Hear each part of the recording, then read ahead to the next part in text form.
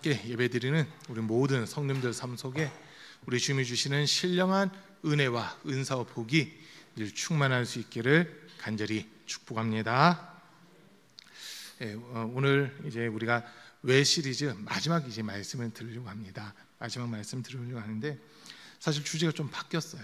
제가 처음 생각했던 거는 이 마지막 주제는 왜 전도해야 됩니까? 였거든요. 왜 전도해야 됩니까? 근데 이제 전도에 대한 설교를 지난 우리가 6월달 그 전도 축제를 앞두고 계속 전도에 대한 설교를 좀 들었었기 때문에 다시 또 이렇게 그 부분도 있었고 기도하는데 주님께서 주신 마음이 왜 충성을 다해야 합니까? 라고 하는 이 마음을 이렇게 주시더라고요. 그래서 오늘 사실 처음에 준비했던 말씀이 아닌 중간에 이렇게 말씀이 바뀌긴 했는데 주님께서 주신 이 말씀을 가지고 또 함께 잠시 은혜 받는 그런 시간을 가지려고 합니다. 오늘 우리가 읽은 말씀 12절에 보면은 나는 나에게 능력을 주신 우리 주 그리스도 예수께 감사를 드립니다. 주님께서 나를 신실하게 여기셔서 나에게 이 직분을 맡겨 주셨습니다 라고 되어 있는데요, 이 말씀을 개역 한글판, 개역 개정판으로 다시 한번 띄워주시겠어요? 개역 개정판에서 보면은 나를 충성되이 여겨 내게 직분을 맡기셨다라고 하는 이 말씀이 기록되어 있습니다. 다시 한번 좀 띄워주시기 바랍니다. 디모데전서 1장 12절 한번 같이 읽어보겠습니다. 나를 능하게 하신 그리스도 예수 우리 주께 내가 감사함은 나를 충성되이 여겨 내게 직분을 맡기심이니. 지금 제가 개역 개정판을 보면서 깜짝 놀란 게 충성이라고 하는 단어를 전부 다 신실함으로 바꿔놨더라고요. 이 두 개의 의미가 좀 다르거든요. 신실이라고 했을 때는 이제 그 한자어로 보면은 신자가 믿을 신자고 실자는 열매 실자예요. 그러니까 믿음에 따른 열매들이 나타났다 이런 의미로서 이 사람은 믿을 만한 사람이다라고 하는 어떤 이런 부분이 한 거거든요. 그런데 충성이라고 했을 때는 충자가 충성할 충자인데 그 글자를 놓고 보면 가운데 중자랑 밑에 마음 심자가 들어가 있잖아요. 마음 한 중심에서부터 나오는 거, 그게 충성이라고 하는 거거든요. 그 마음에서부터 나오는 것을 어떻게 행하느냐, 성자가 성실할 성자예요. 그러니까 마음으로부터 성실하게 내게 맡겨진 임무를 감당해 나가는 거, 이게 충성이다라고 하는 거거든요. 사전적인 의미를 놓고 보면 충성은 국가나 임금에게 이렇게 내가 온 마음을 다해서 그를 지키고 보호하려고 하는 마음, 이게 충성이다라고 되어 있습니다. 그런데 우리가 성경을 볼 때 하나님께서 우리에게 요구하시는, 우리가 신앙생활을 함에 있어서 하나님께서 우리에게 요구하시는 자세 중 하나가 충성이라고 하는 거거든요. 특별히 갈라디아서 5장 22절과 23절 말씀을 보면 오직 성령의 열매는 사랑과 희락과 화평과 오래 참음과 자비와 양선과 충성과 온유와 절제니 이 같은 것을 금지할 법이 없느니라라고 하는 이 말씀을 주십니다. 또 고린도전서 4장 2절에서는 맡은 자들에게 구할 것은 충성이니라라고 하는 이 말씀을 주시고요. 요한계시록 2장에서는 서머나 교회를 향해서 내가 죽도록 충성하라, 그리하면 생명의 면류관을 얻으리라라고 하는 이런 말씀들을 주십니다. 그러니까 충성이라고 할 때는 어디까지 해야 되느냐 했을 때 서머나 교회의 모습을 놓고 보면 순교당하고 죽임당할 때까지도 마음을 끝까지 주님께 쏟는 모습, 그게 충성이다라고 할 수 있는 그런 부분입니다. 이제 왜 우리가 충성해야 되느냐라고 했을 때 우리가 은혜를 입은 게 있기 때문에 충성을 하게 되는 거거든요. 금방 제가 말씀 풀었듯이 충성이라고 하는 거는 내 마음을 다 쏟는 거예요. 내 마음을 다 쏟는 거예요. 6.25 전쟁이 났을 때 이제 서울이 3일 만에 함락당하고 그리고 이 낙동강 지구까지 내려오는데 불과 2달 만에 낙동강 지구를 제외한 전체가 다 이렇게 북한에 의해서 점령당하게 되잖아요. 그때 이제 우리나라가 인근의 미군과 유엔에다가 도움을 요청했을 때 이 태평양 함대 사령관이었던 메가더 장군이 일본 쪽에 있다가 부산으로 먼저 와요. 부산에 와서 초량교회라든지 이런 데서 모여서 이 민족을 위해 같이 기도를 하거든요. 그리고 이게 상륙전을 할 수 있는지 이런 것들을 검토하기 위해서 메가더 장군이 혼자 이제 먼저 인천, 서울 쪽에 이렇게 오게 됩니다. 한강에 여러 대교들이 있는데 그 중에 합정동에 지금 이 양화진 선교사 묘역이 있는 그 근처에 이제 우리나라 군인들이 거기 주둔을 하면서 지금 어떻게 전쟁할 준비가 돼 있는지, 전쟁할 마음이 있는지 그런 것들을 한번 확인을 하는 그런 모습들이 있어요. 그 상륙 작전을 펼치기 전에 이 대한민국 군인들, 대한민국 국민들은 살만한 의지가 있느냐 없느냐 그걸 먼저 확인 좀 하려고 한 바퀴 둘러봅니다. 그때 군인들은 거의 다 없는데, 점령당했기 때문에 우리나라 군인들이 거의 없는데 학도병들이 몇 사람이 이렇게 남아 있는 거예요. 이제 메가더 장군이 깜짝 놀라서 넌 왜 여기 서 있느냐, 왜 여기에 있느냐라고 물어보니까 아무도 저에게 후퇴하라고 명령한 사람이 없습니다. 그래? 그럼 내가 무엇을 도와줄까라고 물을 때 그 학도병 한 사람이 저에게 총과 총알을 주십시오. 제가 여기를 끝까지 지키겠습니다라고 그렇게 이야기하거든요. 한 17살, 16살, 17살 된 소년이 그런 이야기하는데 메가더 장군이 그 한마디에 깜짝 놀라면서 나라를 살리고자 하는 이런 마음이 있다면 이거는 무조건 도와줘야 된다 해가지고 인천 상륙 작전을 펼치기로 이제 결정을 하는 겁니다. 근데 인천 상륙 작전이요, 해병대 전체 전 세계 해병대가 펼쳤던 상륙 작전 중에 3대 상륙 작전 중 하나가 되거든요. 왜냐하면 인천 앞바다 쪽은 서해 쪽에 수심이 낮잖아요. 수심이 얕아서 상륙하기에 상당히 불편한 그런 부분들이 있어요.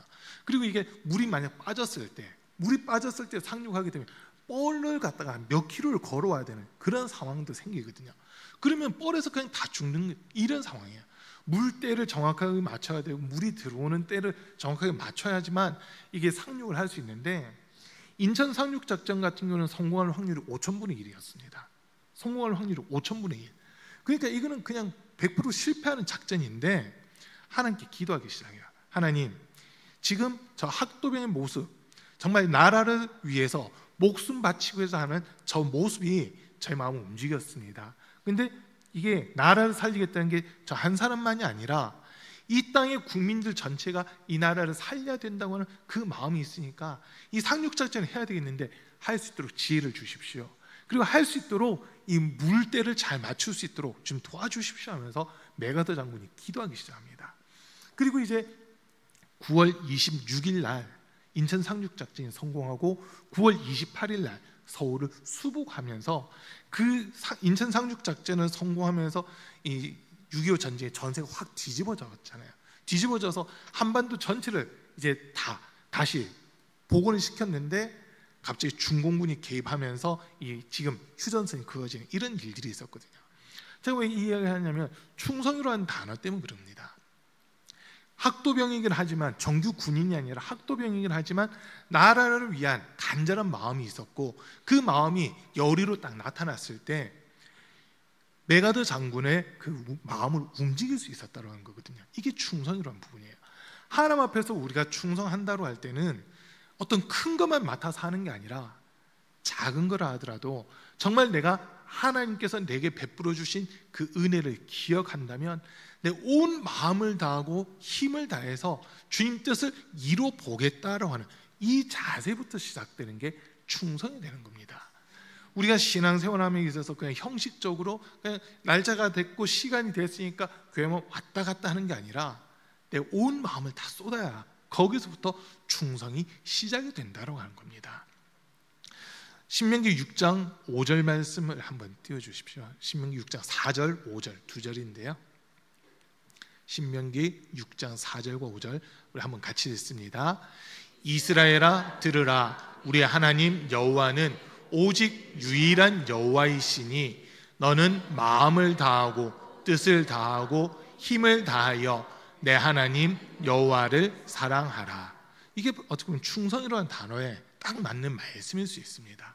마음을 다하고 뜻을 다하고 힘을 다하여 주 너의 하나님을 사랑하라. 이제 제가 여러분에게 질문해 볼게요. 여러분 하나님 사랑하십니까? 예, 우리가 다 분명 하나님을 사랑한다고 고백을 해요. 그런데 얼만큼 하나님을 사랑하느냐라고 다시 질문한다면 금방 이 말씀처럼 진짜 내가 온 마음을 다하고 있는지 이거부터 살펴봐야 되는 겁니다. 하나님을 사랑하는 데 있어서 내가 정말 온 마음을 다해서 하나님을 사랑하고 있는지, 온 힘을 다해서 하나님을 사랑하고 있는지, 온 뜻을 다해서 하나님을 사랑하고 있는지 그거를 보셔야 된다는 거예요. 그냥 입술로만 내가 주님 사랑합니다, 주님 사랑합니다가 아니라 내가 마음을 다하고 있다면 그에 따른 행동들이 나타나게끔 되어 있습니다. 행동이 나타나요. 여러분, 내 마음에도 없는 행동하려고 해보세요. 얼마나 괴롭고 힘든지 모릅니다. 그러나 내 마음에 뭔가 그 하고 싶은 마음이 있으니까 그게 동기부여가 돼서 내가 움직여 나가잖아요. 그러면 주변에서 사람들이 뭐라 하더라도 이미 내 마음이 거기에 확고하게 딱 서 있으면 끝까지 밀어붙일 수 있는 그 힘이 생기는 거거든요. 주변 사람들 소리가 중요한 게 아니라 내 마음이 여기에 집중되어 있기 때문에 그 일을 반드시 이루어낼 수 있는 이런 부분들이 생긴다라고 하는 겁니다. 그러나 마음을 다하지 않고 그냥 해오던 거니까 라고 하면서 설렁설렁 해보세요. 그러다가 사고가 나는 거거든요. 그러다가 사고가 나는 거예요. 우리가 이 충성이라는 단어와 좀 연결시킬 수 있는 단어가 있다면 진심이라고 하는 단어를 좀 연결시킬 수 있어요. 어떤 분들은 이렇게 보면은 자기가 어떤 뭐 일을 하는 데 있어서 진짜 진심이 느껴진다라고 생각되는 분들이 있어요. 다른 거 신경 안 쓰고 오직 한 길로만 가시는 분들을 보면 그 사람들의 행동은 진심이거든요. 근데 진심인데 보면 그 일에 죽도록 충성을 하고 있는 그런 모습들이 나타나고 있습니다. 그런 사람들은요 반드시 좋은 결과가 나오더라고요. 그 분야에서 어떤 업적을 남기는 그런 모습들을 보게 돼요. 뭐 흔히들 그런 얘기 하더라고요. 타고난 사람들이 있잖아요. 타고난 사람들, 재능에 있어서 타고난 사람들이 있어요. 그 사람들을 보면 일반인들보다 뭔가 뛰어난 부분들이 분명히 있거든요. 타고난 사람들을. 그런데 그 타고난 사람보다 더 잘하는 사람들이 생깁니다. 어떤 사람이냐면 노력하는 사람이거든요. 노력하는 사람, 열심히 노력하는 사람들을 이기기는 참 쉽지가 않더라고요. 그리고 올림픽에 나오는 선수들도 이렇게 보면은 먼저는 체력이라든지 이런 것들을 타고나야 돼요. 그런데 그 타고난 것을 만족하는 게 아니라 거기에다가 자기의 열심을 더하게 되거든요. 열심히 남들이 1시간 하면 2시간 하는 거예요. 열심히 하는 거예요. 그러면서 그걸 자기 것으로 계속 만들어 나가잖아요. 그런데 그 열심히 하는 사람보다 더한 사람들이 있어요. 더한 사람들이 있어요. 그 일을 좋아서 하는 사람들이 있거든요. 그게 좋아요. 하면 할수록 막 좋아요. 신나서 하는 사람들, 그 사람들을 감당하기는 힘듭니다. 그리고 그 사람들보다 더한 사람들이 있더라고요. 그 일에 미쳐 있는 사람들, 아무도 감당할 수 없는 그런 사람들이에요. 뭐 우스갯소리로 그런 얘기 하더라고요. 강도와 소방관이 싸우면 누가 이기냐고. 그럼 소방관이 이긴대요. 왜냐하면 소방관은 물불을 안 가리기 때문에. 그리고 근데 이 소방관과 장님이 싸우면 누가 이기는지 아세요? 장님이 이긴대요. 눈에 뵈는 게 없기 때문에. 자, 눈에 뵈는 게 없다는 것은 이제 나는 살아야 된다는 이 간절한 마음만 있다 보니까 누가 덤비든지 그냥 자기 살겠다는 그 의지로 싸우기 때문에 이 싸운다는 그런 의미기도 하거든요. 충성이라고 할 때도 내가 마음을 다하는데 누구에게 마음을 다하느냐, 이 부분을 이제 우리는 보셔야 되는 겁니다. 일반적으로 아까 말씀드렸듯이 충성이라고 한다면 국가를 위해서 또는 국가의 왕, 임금님을 위해서 내가 마음을 다 쏟는 거예요. 그러니까 공무원들이라든지 아니면 대통령의 비서실장이라든지 이런 사람들 보세요. 대통령의 마음을 이해하고 대통령의 업무를 잘 추진해 나갈 수 있도록 온 마음을 쏟아서 대통령을 보좌를 해주거든요. 옆에 보좌관들이 그걸 잘 하게 되면, 정말 충성스럽게 잘하면 대통령 위상이 높아져요. 그런데 주변에 있는 그 보좌관들이 그걸 잘 못하게 되면 요건 대통령이 다 먹는 이런 모습들이 있잖아요. 비슷한 겁니다. 우리가 예수 믿는 자로서 충성을 다해야 되는 이유는 하나님께서 우리에게 진심을 보여주셨거든요. 하나님께서 우리에게 먼저 진심을 보여주셨어요. 이번에 우리가 왜라고 하는 이 주제를 가지고 계속 말씀을 들었는데 제일 처음 들었던 말씀이 왜 구원받아야 됩니까? 라고 하는 주제였잖아요. 죄로 말미암아 사람들은 죽을 수밖에 없고 죽음 이후에 심판이 있는데 멸망당하고 심판당하면 결국 지옥 갈 수밖에 없는 게 우리 인생이거든요. 그러나 그 영혼들을 살리기 위해서 하나님은 예수 그리스도를 보내주셨고 예수 그리스도의 피값으로 우리를 구원하셔서 우리가 더 이상 죄와 사망에 매여 있는 것이 아니라 생명의 길을 걸어갈 수 있도록 우리에게 은혜를 더해 주신 겁니다. 예수님이 십자가에서 죽으실 때도 이제 겟세마네 동산에서 기도하실 때 할 수만 있거든 이 잔을 내게서 피해 주십시오. 내가 이 잔을 피하게 해 주십시오. 그러나 나의 뜻대로 마시고 아버지 뜻대로 되기를 원하나이다라고 하면서 하나님은 예수 그리스도를 죽여 온 인류가 구원받는 그 길을 열어주시잖아요. 이거보다 진심이 어디 있습니까?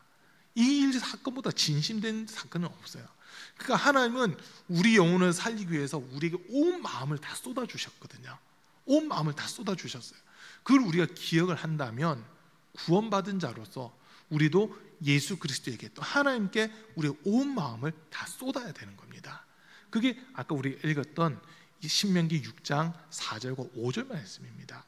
그리고 또 갈라디아서 2장 20절 말씀을 보면 내가 그리스도와 함께 십자가에 못 박혔나니 그런즉 이제는 내가 산 것이 아니요 내 안에 그리스도께서 사신 것이라. 이제 내가 육체 가운데 사는 것은 나를 사랑하사 나를 위하여 자기 자신을 버리신 하나님의 아들을 믿는 믿음으로 사는 것이다 라고 하는 이 고백을 바울이 하고 있습니다. 우리가 이렇게 예수님이 나를 위하여 나 때문에 십자가에서 고난당하시고 죽임당하셨다는 것이 믿어진다면 우리도 주님을 위해서 내 모든 것을 다 할 수 있는 그 마음을 가져야 된다고 한 겁니다. 잠언에서 보면요, 무릇 지킬 만한 것 중에 더욱 내 마음을 지키라. 생명의 근원이 이에서부터 남이니라라고 하는 이 말씀을 주시잖아요. 하나님을 향한 이 마음이 식어지거나 이 마음이 돌아서게 되면 참 그때 힘들더라고요. 그때는 힘들어요. 이 마음을 내가 하나님께 딱 굳게 작정했을 때는 하나님 뜻을 이루겠다, 하나님 말씀대로 순종하겠다, 하나님이 기뻐하시는 삶을 살아가겠다고 마음을 딱 작정했으면요, 이게 흔들리지 말아야 되거든요. 흔들리지 말아야 되는데 마음으로 작정을 하고 마음으로 믿고 생각하고 작정을 했지만 주변의 소리를 듣기 시작하고 환경을 보기 시작하고 이거 과연 내가 감당할 수 있는 일인가, 이런 것들로 인해서 염려하고 걱정하기 시작하다 보면요, 우리 마음이 막 흔들려 버리는 이런 일들이 일어납니다. 그러나 충성이라는 것은 그 어떤 환경과 어떤 상황 속에서도 내가 마음으로 다짐한 것들을 끝까지 지켜나가는 것, 이게 충성이라는 거예요. 그냥 이게 충성을 받을 만한 대상 없이 하는 거는 신념이 될 수도 있겠지만 분명한 목표, 분명한 대상을 향해서 내가 마음을 다 쏟을 때 그때 이것을 충성이다라고 이야기를 하는 겁니다. 충성으로 이야기를 해요. 우리가 잘 아는 말씀 마태복음 25장에 보면 달란트 비유가 나옵니다. 달란트 비유가 나오는데 이제 그 주인이 타국으로 가면서 자기 종들의 재능에 따라서 5달란트, 2달란트, 1달란트를 맡기게 되잖아요. 그런데 이제 몇 년이 시간이 지난 후에 돌아와서 이제 주인이 종들을 부르면서 이제 결산하자, 회계하자라고 합니다. 그때 5달란트와 2달란트를 받은 사람들은 그것을 가지고 나가서 열심히 장사해서 각각 5달란트와 2달란트를 더 남겨가지고 와서 주인에게 보고를 하는 겁니다. 주인님, 저에게 5달란트 또는 2달란트를 맡겨주셨는데 보십시오, 제가 이것으로 열심히 장사해서 5달란트를 더 남겨서 10달란트를 만들어 왔습니다. 2달란트를 더 남겨서 4달란트를 만들어 왔습니다라고 하면서 주인에게 보고를 해요. 그때 주인이 뭐라고 하냐면, 착하고 충성된 종아, 너가 작은 일에 충성하였으니, 적은 일에 충성하였으니 내가 많은 것을 내게 맡기리니 내 주인의 즐거움에 참여할지어다 하고 이렇게 말씀하잖아요. 자, 적은 일에 충성을 했다는 거예요. 적은 일에 충성했을 때 하나님께서는 더 큰 일, 더 많은 일들을 맡긴다라고 하는 이 말씀을 하고 있습니다. 그런 반면 1달란트 받은 사람은 그것을 땅에 묻어두었다가 그대로 가지고 와서 주인에게 보고하기를, 내가 보니 우리 주인님은 완악한 사람, 완고한 사람입니다. 심지 않은 데서 거두고 해치지 않은 데서 모으는 그런 분이시라는 것을 내가 알았으므로 두려워서 이 달란트를 땅속에 숨겨놨었습니다라고 얘기를 해요. 그러니까 주인이 하는 말이, 차라리 그걸 돈 빌린 사람한테 빌려줘서 이자라도 받아오지 그랬느냐라고 하면서 그것을 빼앗아서 10달란트 가진 사람에게 주라고 하는 말씀을 해요. 그러면서 1달란트 받은 사람에게 뭐라고 하시느냐, 악하고 게으른 종아, 바깥 어두운 데서 슬피 울며 이를 갈미 있으리라라고 하면서 그 사람의 것을 빼앗게 되는 이 모습이거든요. 자, 5달란트와 2달란트 받은 사람과 1달란트 받은 사람의 차이가 뭐냐? 금액의 차이가 아닙니다.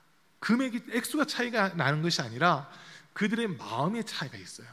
5달란트와 2달란트 받은 사람은 오늘 바울처럼 우리 주인님이 나를 믿어주시고 나에게 이렇게 나를 충성되게 여기셔서 내게 이만큼의 직분을 맡겨주셨는데 이걸 내가 죽도록 충성해야 되겠다, 감당해야 되겠다는 그 마음을 가지고 일을 했던 거고요. 1달란트 받은 사람은 주인이 나를 이거밖에 안 믿어줘? 어떻게 이런 마음을 가졌던 겁니다. 그만큼이라도 믿어주는 것에 대해서 감사할 수 있어야 되는데 나 이거밖에 안 믿어? 이런 모습이라는 거거든요. 여러분, 근데 이거 지난 주간에 제가 한번 말씀드렸잖아요. 5달란트 받은 사람이 처음부터 5달란트 받을 만큼 충성된 사람이었을까라고 했을 때 그건 아니에요. 이 사람도 처음부터 1달란트 받은 겁니다. 한 달란트로 주인이 테스트를 했을 때 통과를 한 거죠. 그러니까 그 다음에 2달란트 또 맡겨본 거고, 이거 통과했을 때 또 5달란트를 맡겨요.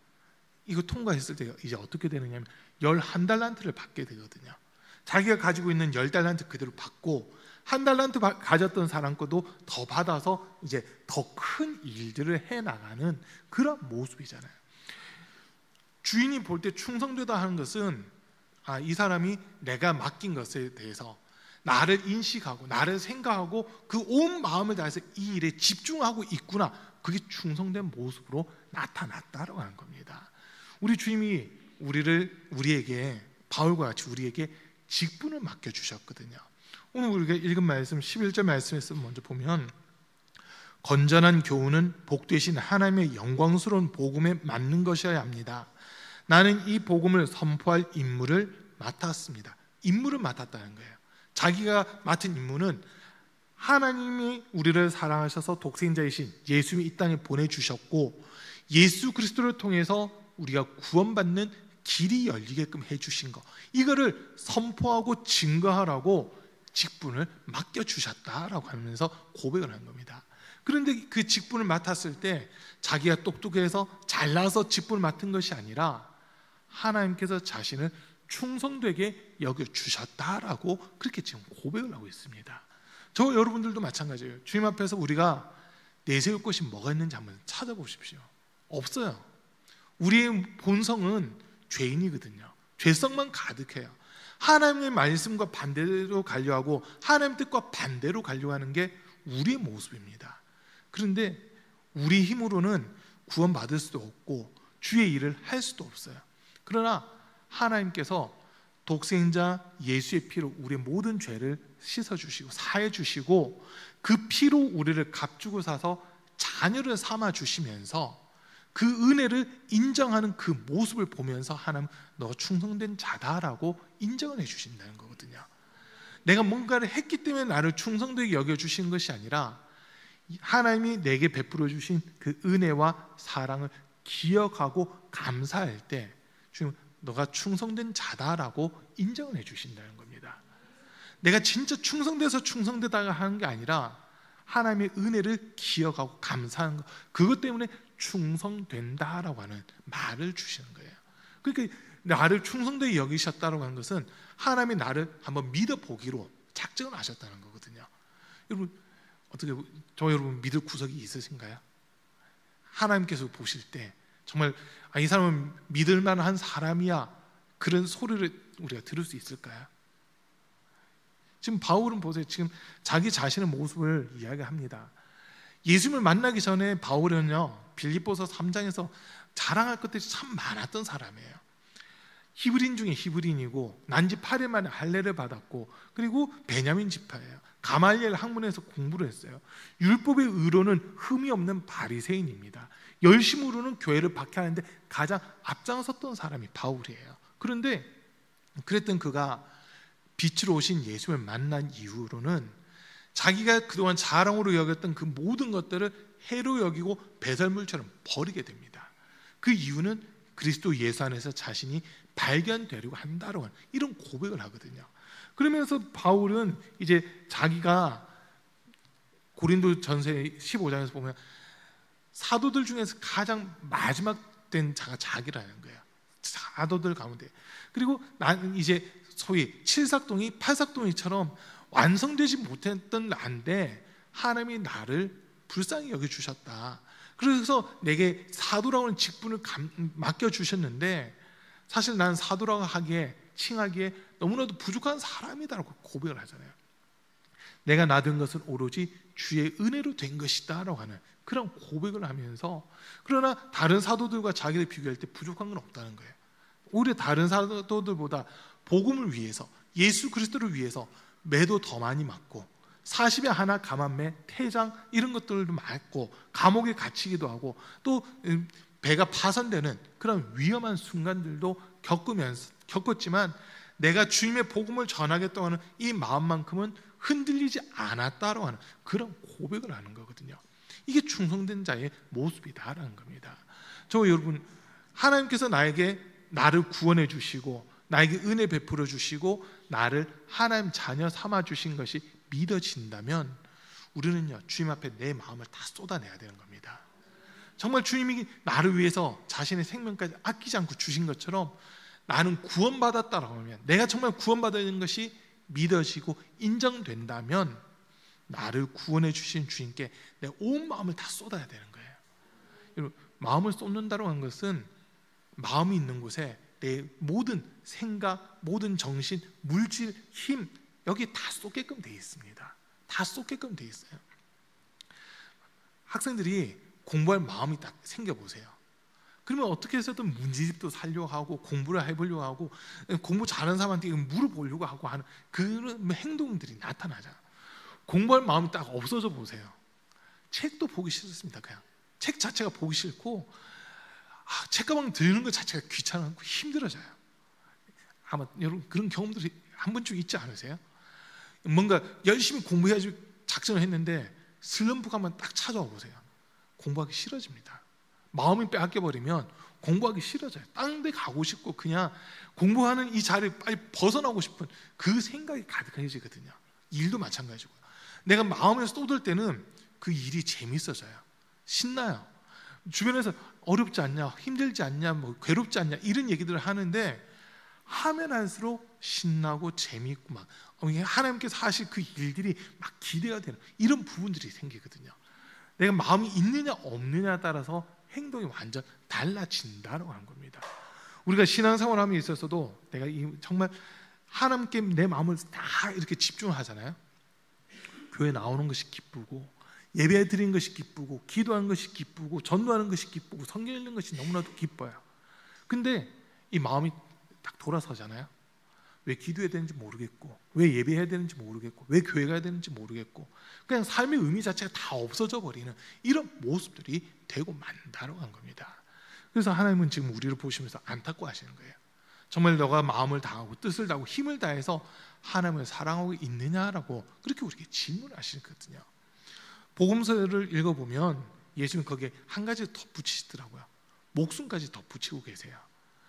마음을 다하고 뜻을 다하고 힘을 다하고 성품을 내 목숨 다하여 주 너의 하나님을 사랑하라라고 그렇게 가르쳐 주시거든요. 목숨까지 다하는 거, 그게 충성의 진짜 본격적인 모습이 된다라고 하는 겁니다. 우리가 충성을 하잖아요. 그러면 진짜 그 충성스러운 마음을 가지고 일을 해 나가면 일을 맡겨주신 분이 기뻐하는 그런 모습들이 있거든요. 잠언 25장 13절 말씀 한번 띄워주세요.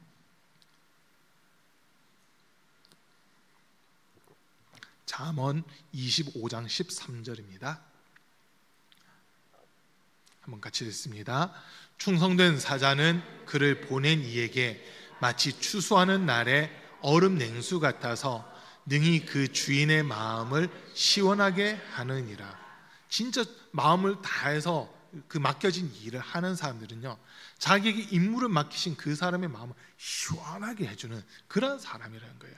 우리 사랑하는 성도님들이 하나님이 우리를 보실 때 이 사람에게 일을 맡기니까 시원해, 통쾌해, 확실히 하고 있어, 그렇게 우리가 인정받을 만큼 주님 앞에 충성스러운 모습을 보여야만 되는 겁니다.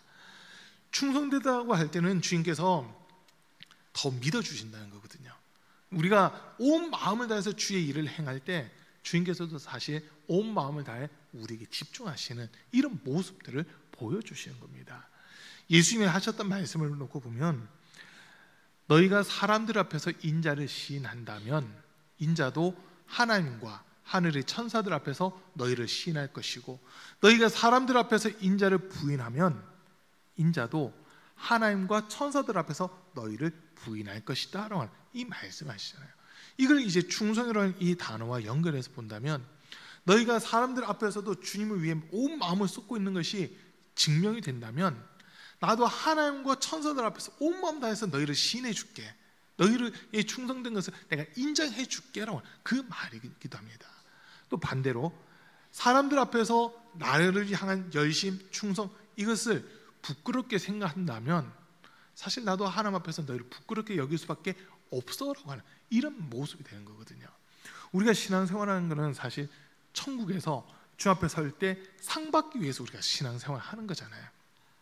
다른 운동장에서 다림질 하는 자들이 다 달아날지라도 상 얻는 자는 하나인 줄을 너희가 알지 못하느냐라고 이렇게 우리에게 말씀을 주시는데 하나님의 말씀대로 가야 상을 받는다는 거거든요.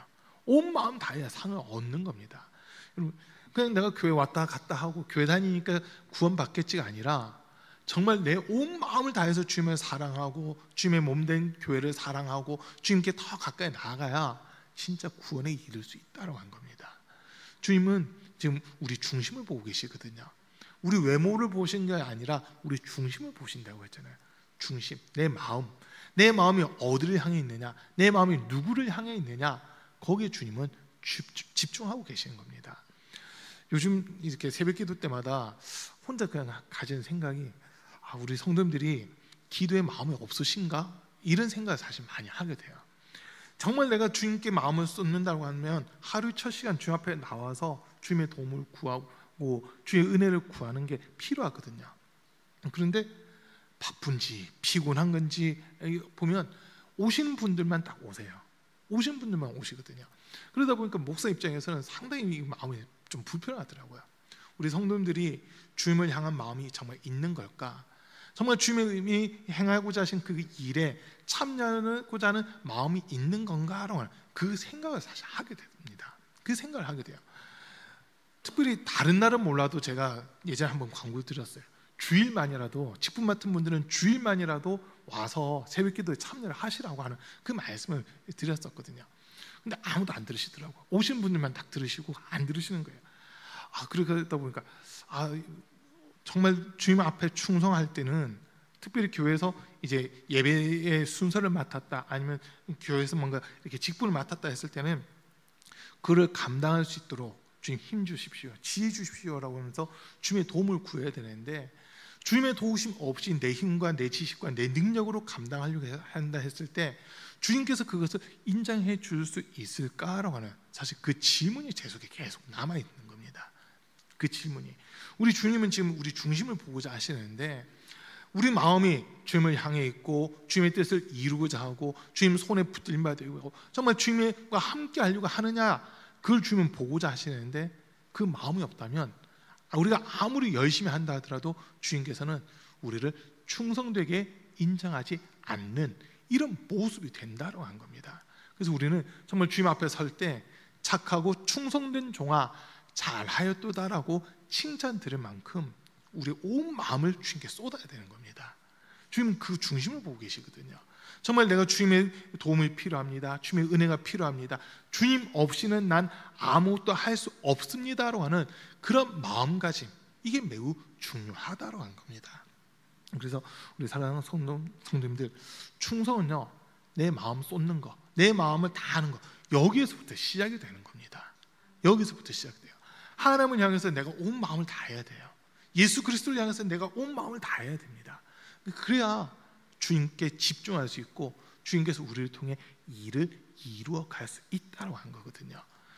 충성되지 않으면요 쫓겨나는 거예요. 그게 마태복음 25장 달란트 비유입니다.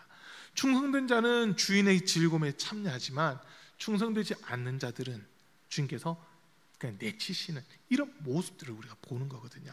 이 서문화 교회 보세요. 서문화 교회는 이미 순교자들이 많이 나왔어요.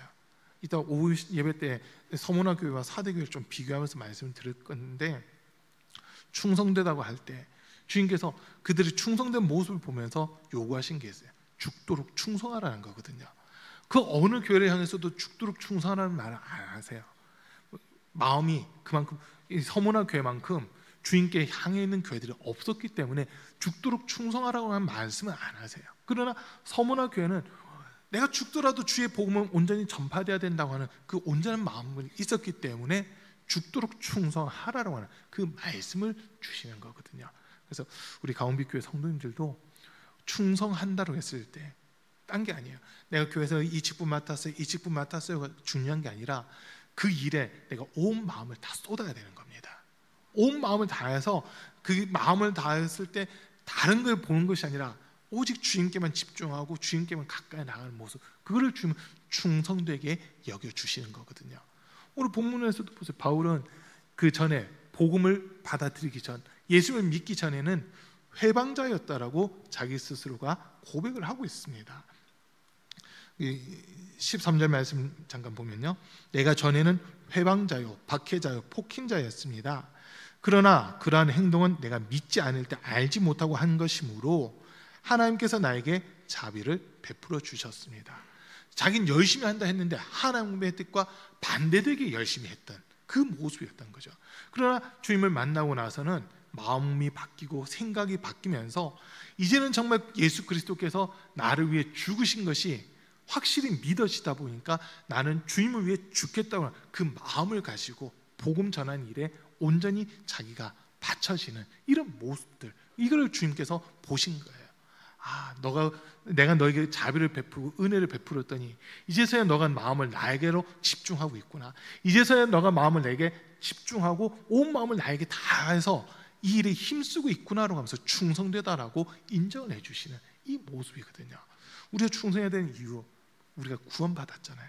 예수 그리스도의 은혜로 구원받고 하나님의 자녀가 됐다면 이제 우리의 온 마음이 세상을 향하는 것이 아니라 주님을 향해야 되는 것, 이게 우리 신앙생활의 당연한 모습이다라는 겁니다.